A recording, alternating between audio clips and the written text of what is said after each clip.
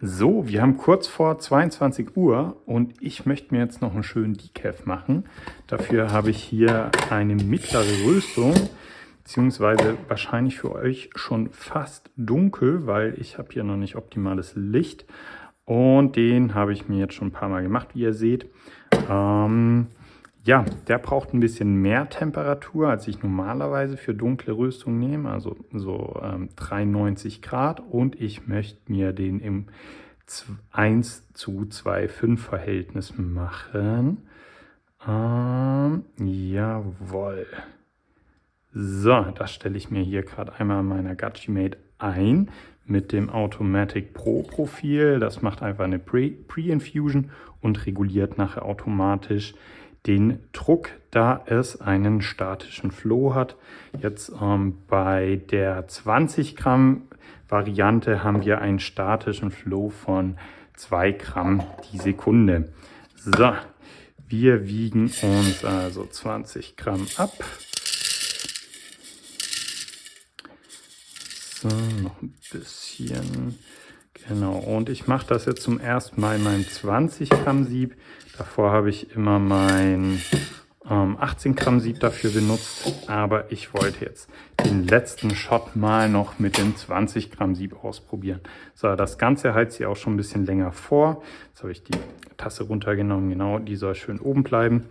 Ja, das Ganze mache ich in meiner DR64P, stelle die nochmal zur Sicherheit ein bisschen gröber jetzt ein, aber nur einen kleinen Ticken, genau, da ich ja ein bisschen mehr Pulver habe, aber ich möchte auch recht hohen Druck haben hier in dem Fall, also bis zu 9 Bar.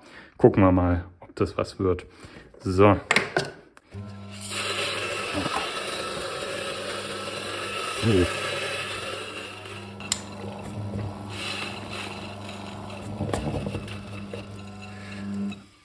Okay.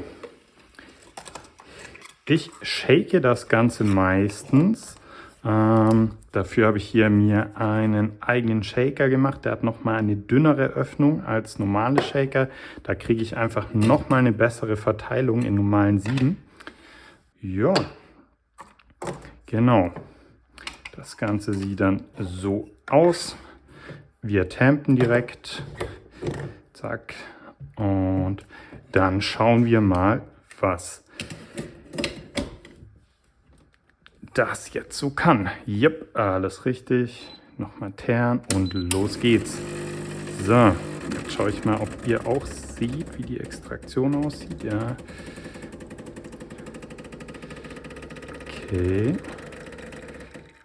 Ja, da haben wir ein bisschen zu fein gemahlen. Wobei, jawohl, passt. Das sieht auch wunderbar aus. So, schauen wir mal.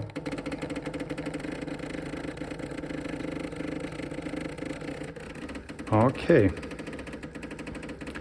Läuft schön durch. Das sieht richtig lecker aus. Ich hab Bock. Ja. Und da stoppt das perfekt. Fast perfekt auf 50. Probieren wir ja das Ganze doch mal. Davor einmal schön durchrühren. Ich rühre immer richtig schön durch. Ich weiß nicht, wie ihr das macht, aber ich probiere immer schön die Creme abzubrechen. Da sind die ganzen Bitterstoffe drin. Ja.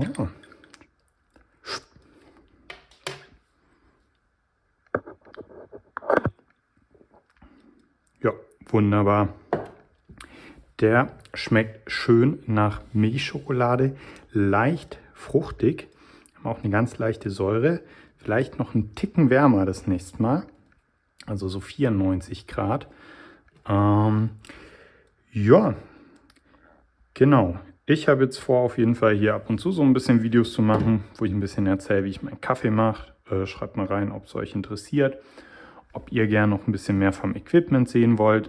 Ich experimentiere ganz viel, messe auch teilweise die TDS-Werte, schaue mir immer schön die Statistiken an oder die Graphen, wie alles verläuft, wie gleichmäßig das Ganze läuft.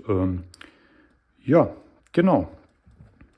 Ansonsten haut doch mal eure Empfehlung für einen guten Decaf raus, vor allem für richtig schön schokoladige eher dunkle Schokolade, nussige, weil der geht jetzt eher so ein bisschen in Richtung Third Wave Kaffee, also ganz leichte Fruchtnoten und jetzt nicht so richtig nussig. Ja, genau, aber trotzdem sehr fein.